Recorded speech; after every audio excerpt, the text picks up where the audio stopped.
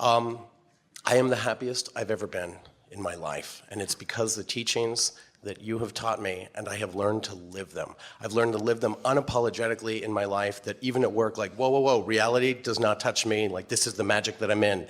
Every morning as I'm in the shower, sometimes I'll have questions what I would ask in the hot seat, and you come in and you answer it to the point where I'm like, all right, I've got everything, and the only thing that I've been thinking about all week is that I wanted to sit in the hot seat and say thank you. Because I've discovered that gratitude, when you're excited, when you're just so grateful, seems to make things happen. And the more I can get grateful for something and get excited for things that I haven't seen yet, but I'm just so excited as if it's already here, it seems to come. Because that vibration of appreciation, that's an emotion that you can get too easily. And so we have a question for you. Are you able to acknowledge that there is a separation between the emotion of appreciation? You're calling it gratitude. We prefer appreciation. Doesn't really matter. Appreciation. Can you acknowledge that there is that you don't need something to specifically be in the moment of appreciating to feel appreciation? Yes, that you can actually feel it before it comes. That's the key. Yes. That's the key. I don't need a motive to appreciate. And in not having an ulterior motive, in just getting there, then the world is your oyster. Everything will flow to you easily, and is. Someone sat in this hot seat once, and I was listening to them in the car, and they were asking for, somehow you gave a rampage about a BMW. And at the time I was like, oh, that would be neat. And so I pretended, and I got to the point where it felt like it. And then sure enough, I find myself a few months later in like, wow, I didn't even want it. It just kind of, I did want it. It just kind of showed up. How can you not? How can you not go into that rampage and imagine sitting and it just shows up and not, anyway. Well, it's a lovely thing, and this is what's beginning to happen to you more and more, to a lot of you, where a manifestation happens that it doesn't, and it didn't feel like you were trying very hard. It didn't feel like you said, I don't think I even wanted it. And the reason that it felt like you didn't want it is because you associate wanting with the stress of yearning for something. Yeah. Where when you find that pure alignment, then the universe just begins yielding to you shovels full of manifestations that have been in your vortex for a while. In other words, it's such a lovely thing to have been just looking for fun and looking for clarity, not looking for a BMW, looking for fun and looking for clarity, not looking for a beautiful house in the snow, looking for fun and looking for clarity, looking for fun and looking for clarity, and finding fun and finding clarity, and finding fun and finding clarity, and finding fun and finding clarity. And then things begin manifesting in your experience effortlessly, because you finally are experiencing the power of the leverage of alignment. You see, that's why we've been explaining to you that you've been sifting and sorting and asking and putting it in your vortex, and it's been culminating there, it's been gathering, it's prepared itself for you being ready for it.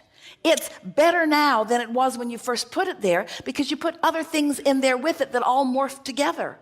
And so your vortex, your vibrational reality, is ready to burst onto the scene in the moment that you vibrationally stop disallowing it.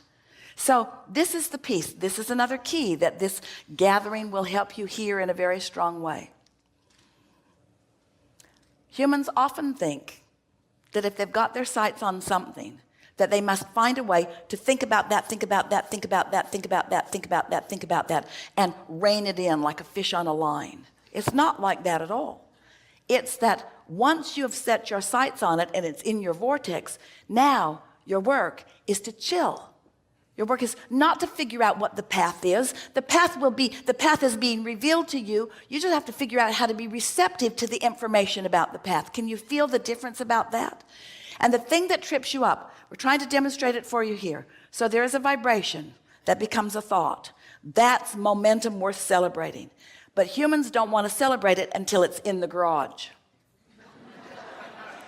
So since it's not in the garage, you mess this up. And since it's not in the garage, you mess this up. And since it's not in the garage, you get another job. And since it's not in the garage, you work harder. And since it's not in the garage, you try to find all the behavior to get it in the garage. And all the stuff that you do to try to get it in the garage causes you to keep messing this up. You see what we're getting at?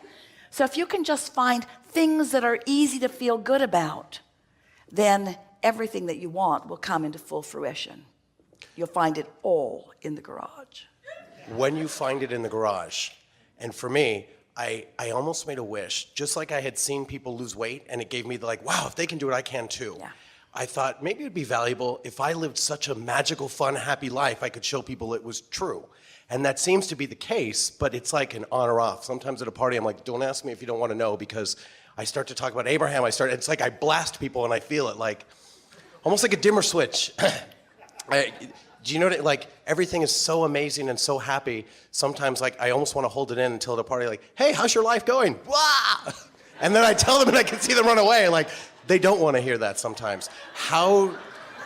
Well, they want to hear it, but here's the thing. They disconnect because they hear your words and they see your results, and this is the thing we've talked about here today.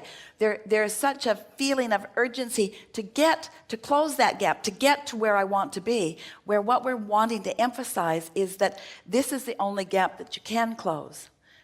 In other words, the only gap that you have the ability to close right now is the gap between vibration and emotion. You can close that gap right now. You can accomplish the emotional manifestation. If you can hear this, you have the ability today to accomplish the emotional manifestation. And if you do it and do it and do it and do it and do it and do it, law of attraction will take you all the way to the fulfilling culmination of everything that you want. But if you miss that step, if you try to jump, if you say, give me this and then I'll feel this, it doesn't work. Give me the manifestation and then I'll feel the emotion. That's backwards. Find the emotion, and the manifestation is the momentum that will follow every single time. And once you get that, we've never said it more clearly, you've never heard it more clearly. Once you get it into alignment like that, then so much that's been in your vortex. You see, that's what people mean when they say, oh, I found you and now I'm happier. All that happened in their meeting of us is that we helped them to settle in to their natural vibration of allowing what they had already done all the work about. The work's already done.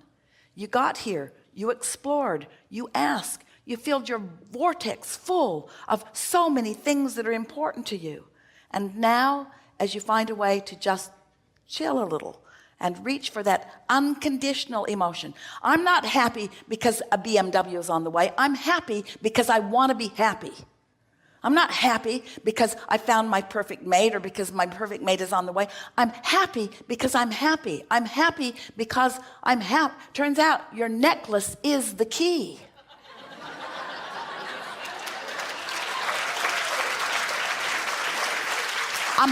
I'm happy.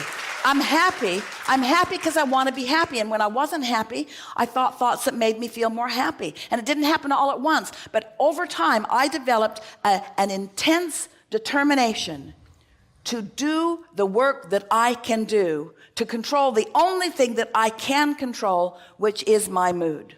And now you understand the physics behind it. You know that vibration is turning into thought and emotion is right there with the thought. And that's the manifestation you're reaching for. And if you will leave it at that, if people say, what do you want? You say, I want to be happy. And they say, well, what makes you happy? And you say, being happy. And they say, you're a nutcase. Yes. Yep. Yep. Crazier I am, the happier I am. The less I face reality, the happier I am. I'm happy. I'm happy. I'm happy. And then just remind yourself, when you feel happy, say it to yourself, I feel happy. I feel so good. I feel happy. At first it surprised Esther because she didn't ever expect to be happy again after Jerry made his transition. One day she said, I'm happy. And then she said, I'm sorry. Just for a minute, felt wrong to be happy. The conditions didn't seem conducive to happy. Sort of snuck up on her. I don't think I'm supposed to be happy under these conditions. You're supposed to be happy under all conditions. You're supposed to be unconditionally happy. That's what's natural to you, you see. And then the conditions will morph into all of the nuances, all of the details, all of the stuff that you've been defining. And how do I share that and not blast people? What do I... Well, when you feel it, you radiate it. But here's the tripping point for you. You don't want to be happy to elicit a response from them. You want to be happy. And you want the response from them to be none of your business, because it isn't any of your business, because you can't control. You don't know where they are when they meet you. Somebody who's not happy, meeting a happy person, it never goes well. It never goes well. All you do is remind them that they're not happy. And then I feel terrible about it, like, I pushed them further down. And then when you explain to them why you're happy, that makes it even worse. It's like an indictment of what they're not doing. Right. And then they resent you. They wish for your demise. Yeah, I would say jealousy. I feel it all around me. And sometimes people are like, oh, well, how long is that going to last? And I think, oh, God, but I think I found something sustainable. I think I can make it last. What eventually happens as your happiness is something that you're consciously aware of, yes, and consciously accomplishing, then law of attraction begins to surround you with more and more people who understand that. But remember, the most significant thing that we said to you today, which is the most significant thing to this point that we've ever said to anyone, is that your relationship, the relationship is between you and your source. We've said it before, but you've never heard it so clearly. That's the relationship that you're seeking, because that's what happy is. Happy is letting all the barricades down and letting yourself radiate who you truly are, because who you truly are is happy. Because who you truly are knows who you are, knows your value, knows your heart, knows who you are, knows why you came, knows what you are about, knows the eternal nature of your being, adores you. Who you are is happy, happy, happy, because who you are is in alignment with source, with all that is good. It just doesn't get happier than happy. In other words, that's who you are. That's who you are. And appreciation. I am a being of appreciation, and I appreciate this work and knowing so let's square this up.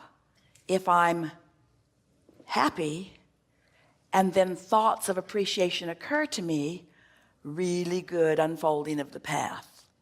If I'm not happy and I try to find something to appreciate to get happy, doesn't go as well, does it? So do you accept that you wake up, and that when you wake up you have the potential of being happy? Try it. You'll like it. Try it. See what happens. Give it a go. Give it a week or 2 or 3 or 4. You've been doing it, and watch what happens. Watch what happens. Watch the way the world begins to revolve around you. Because when you get happy, what isn't happy can't come near you.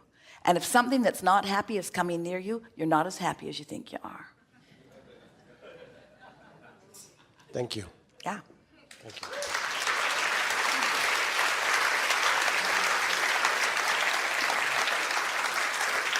We're having a really good conversation. Right here. Stand if you think it's you.